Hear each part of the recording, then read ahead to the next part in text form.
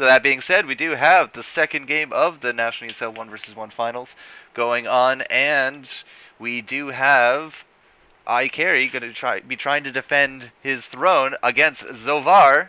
And game number 2, game number 1, iKarry did very well. And I think we have some new picks and bans this time, Keelie, don't we? We do, kind of. They've been kind of the same several that have been passed around, but for this game, we had a ban on Nidalee, a ban on Urgot, a ban on Kassadin, and a ban on Corki? I don't think it was Corki. You don't know? No, I just lost my one last ban. I think it might have been Corki, actually. So it was Nidalee, Urgot, Corki, and Kassadin. It was basically the same bans as last time. You have Urgot, of course, is a standard ban. He's a very, very hard champ to lane against. If he lands that bomb on you, he has incredible range. Then you have Kassadin, who has a silence nuke that's very hard to lane against and a good escape. I'm guessing that iKarry has bad experience because he's banned it every single time. Same with Nidalee. Seems to have bad experience against Nidalees because every ban we've seen iKarry do has involved Nidalee and a Kassadin. So I'm guessing that's why Corki, very hard champ to lane against. I believe that this is probably I don't know if iKarry plays Corki regularly. My guess more is that Xovar does not like playing against Corki, which is why he was banned. Well, good reasons aside, we do have LeBlanc and Twisted Fate already a little bit of, oh man, coming out of iKarry. So maybe it's not going to be the best kind of matchup that he wants to go. I do have Xovar here in my sights. He's dancing by the tower with his staff of whatever his staff is made of. But he did go with a Sapphire Crystal and 2 health potions off the bat. Taking a quick look, attack, nothing. 1 in the ability power, so likely in that offensive masteries. Again, magic resist is up to 36, so we do have a little bit there, probably from the defensive tree. 2 armor and nothing there in the movement speed, so can only assume at this point 465 hit points. Doesn't really tell me he has a lot in those HP runes or quints, so probably some mana regen or some magic pen, because we don't have anything here for ability power or really kind of anything else that sticks out. Well, iKarry's picked a little bit of different items. She's gone with the Null Magic Mantle. Of course, this is to try to counter the LeBlanc pick, and then 2 health potions. Again, we have movement speed. And armor pen. Well, I mean, as you do say with the Twisted Fate, can definitely go with AP or AD, and those cards, you know, lead up with that. Some auto attacks could definitely lay down some hurt. He also has +6 of damage in that attack. Again, going with those movement quints, so probably that same exact rune page, huh? I'm guessing he didn't change up the rune page. Alright, so here we go. We're going to have to see what they want to do. No harass really coming down from either side, although iKarry is going to do some decent harass there. Xovar going to be lunging in there as well. Wow, almost half health in that one attack. You know, that's something that, this is probably Xovar not being quite quick enough on his fingers. The good thing about LeBlanc is that because of the duo combo and skills, she can pop forward, get some harass on, and then pop out of range before she can get any damage taken back to her. Xovar wasn't quite able to get back to his spot before he took some severe damage from iKarry. So we'll see if that gets better as the game goes on. He gets a little bit quicker with that, or if iKarry continues to be really on the ball and get the damage down as soon as it happens. Well, if he can definitely land those combos without taking any kind of return damage, it's going to become a very harass-heavy game for Xovar, as he can just keep landing these free combos onto iKarry. Again, there goes the burst, but there you go. Still landed an auto attack on him, though. He was managed well, and he did it a little bit differently. He ran into range to get the silence on, and he did that just so he could get the Sigil of Silence on iKarry first, and then pop in for the silence, and then pop out. The problem with that is that when you go into range for that Q, you hit TF's range, so TF can get some free damage on you. A little bit sloppy there for Xovar. Jumps in, kind of got stuck a little bit, then jumped back out. But the harass is now really going down. We're out of the health potions for iKarry, and that no magic mantle, maybe not the best choice, but it's doing some decent stuff. Out goes the chain. This stun. Oh, big damage going down right now. iKarry is looking really bad right now. As she went invisible. And we have the flash go out with the exhaust, so it looks like he's going to live at least for another day. But coming back here, if you can get a decent card off, right here might be it. Oh! Great play by Xovar there, throwing down that Q right as iKarry came into range. That was basically going to be whichever one hit them first. I knew that Xovar had enough damage there to get the kill off on that TF. So managed to survive his card attack and is now 1-up. 1-up.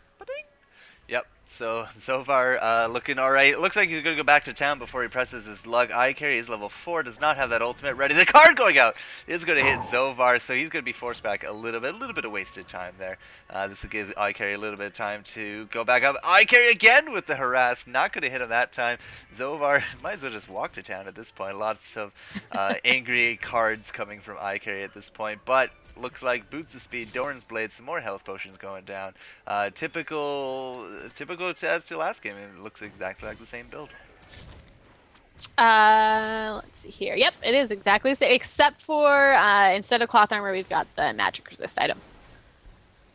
Quite right. Yeah, well, of course, you know, Xovar's not going to be landing too much in the physical realm, as as he is a LeBlanc.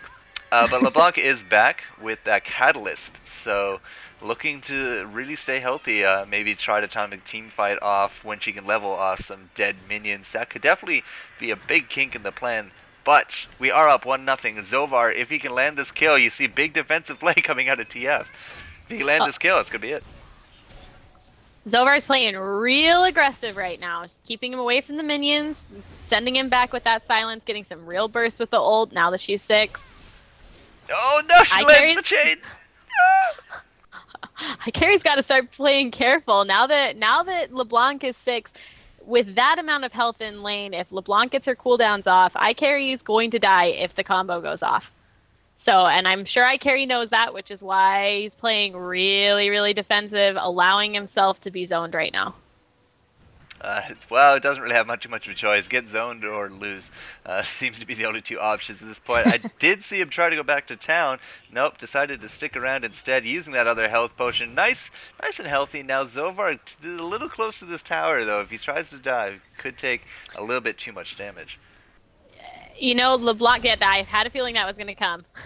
LeBlanc is able to go in, throw off the combo at the tower, and pop out with minimal damage just because it's a LeBlanc.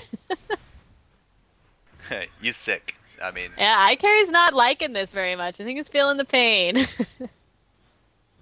Well, I mean, he did come into like the winners, and won the game number 1 of the best of 3, basically undefeated. So now that we have some good stiff competition, you know, the urge to defend that throne is on us. We have level 6 come out. iKarry, does he have a stun card? He has that stun card. Going to be throwing out the damage. Not going to be enough. Xovar too healthy to fall for that. But another Doran's blade, some more health potions coming out. Doesn't really do anything with those boots of speed or the no magic mantle. And I don't think he will with the movement speed. Quince, he's not going to need second level boots. He could turn them into Merc Treads, but I honestly think he's just going to keep the null magic mantle as you know, kind of just to keep it there as a little bit of a buffer against LeBlanc. May start building more magic resists a little bit later, depending how long this match goes. Exactly what I was going to say. We are hitting about the 8-minute mark right now, typically when we've been seeing our games end. But this one looks to be like we got to dig in our heels a little and ride this one out. Nice creep wave coming here from iKarry. Going to be landing some damage on this tower. We trigger the LeBlanc passive. Not too sure why, but I guess that was enough percentage. It didn't look like enough percentage, but hey, it's going to be down, and that could be problematic. Well, she did level right after she got it, so she herself was able to heal up quite a bit off of her kata. That's why it looked as if she wasn't low enough, but in reality she was. Oh, and she missed her chain and her combo. This could be very bad.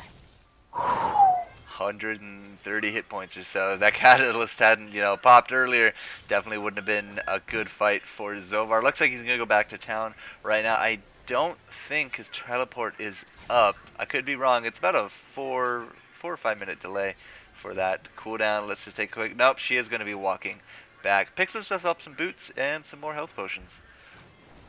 Now this is where TF is going to shine. If TF gets alone with the tower is going to go down real fast. Whereas if LeBlanc gets alone with the tower, it's not going to do much damage. She's going to need a big minion pool behind her. So this is where having a TF or another AD champion in general will give you a little bit more of an advantage as far as pushing towers goes. Look at Xovar charging into this lane, chasing off iKarry, but the damage is done. 959 hit points left on this tower. Some big harass coming out of Xovar. Really wants to keep him away from that tower. If he loses this tower, then he loses the game. The fight night is over, and iKarry will remain the #1 seed for now. But got to be very careful now, because if we lose iKarry, Xovar is going to force game number 3. If Xovar loses the tower, then that's going to be it. So you got to really keep into consideration what everyone wants to do. And where did that nasty TF go? TF went back to base. Went back to base to heal up and get mana. I don't think there's really much that he can do at this point. My guess is that he's going to wait until Xovar pushes the tower. Or nope, he's just going to teleport back in. I was going to guess that he was going to teleport in behind her and try to get some good damage off with a stun. Good harass going out from Xovar. Yeah. But LeBlanc is now done. Used all of her skills. Thankfully, your Q has a really low cooldown. Wow, she wouldn't be much of a hero without it, because she has to be able to spam something. But more harass going down, the chain going down as well on iKarry. He's going to charge right back up here, waiting for that stun card. Don't think he got it that round. No, it's just going to be more damage. Oh, no, don't move, Ash. You stay down there. Yeah, just, big harass going down. I'm really surprised he didn't use his ultimate to jump up behind her, as you were saying. But now look at this creep wave he has going. Carry has to be very careful that with the stun card, it's not going to be enough. He's almost. Oh! Wow. And look at this huge minion wave that's at this tower right now. iKarry is really low health, but he's going right in to take this turret. He already called the match. He just said GG. He knows he can take it. Those Dorans won him that match. That extra little bit of health regen. Oh, wow. Close finish. Exciting game. In the end, iKarry is still our champion. Wow. Couldn't really ask for a more epic climax than that. Whew. Alright, so that's going to be it here, guys. The Fight Club is now over. iKarry coming out as the Bare Knuckles champion yet again. Taking out six opponents, I believe. Yeah, five rounds, best of 3. Yeah, I think that's 6 opponents. 5 or 6, whatever. And yeah, he's going to stay #1. Going to win yet again. And that's going to be it here for us at the National ESL. Our next cast is scheduled here for Thursday coming up, and that will be the Premier League. And I believe that hosts Counter Logic Gaming this week in the Premier League, as we do have the Game of the Week on Friday with Team Solo Mid, and then of course the Major Series on Saturday with Freak. So, lots of stuff coming up here, guys. This has been the 1vs1 Fight Club. I'm the FourCourtJester. With me tonight, streaming and commentating, was Keelie. So, guys, if you liked your stream, you like your commentary, be sure to let us know. Send us the feedback. Hit us up in IRC. Send us, just a private note. And, we'll be happy to hear from you guys. Make adjustments as required. But, Keelie, thank you for coming on. Thanks for letting me. It was a lot of fun. I hope to be here again soon.